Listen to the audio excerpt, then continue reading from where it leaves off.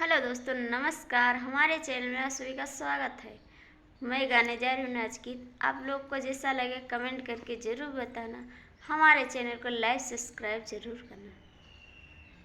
ऐ तेज देव हीरा मोती ते जब सब गहनवा सजनवा कैसे ताजबू रे छोटी ननदी बलमुआ कैसे ताजबू रे छोटी ननदी।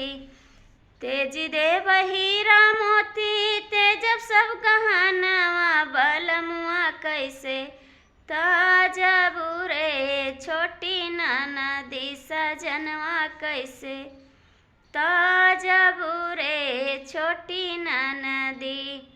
तज देव महालय रे तज अटरिया सजनवा कैसे ताजबू रे छोटी ननदी बलमुआ कैसे ताजबू रे छोटी ननदी।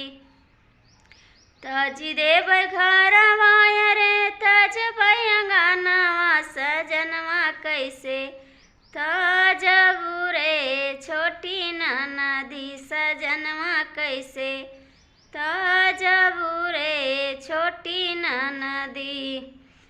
तज देव हीरा मोती तजब सब गहनवा सजनवा कैसे ताजबू रे छोटी ननदी बलमुआ कैसे ताजबू रे छोटी ननदी सजनवा कैसे ताजबू रे छोटी ननदी।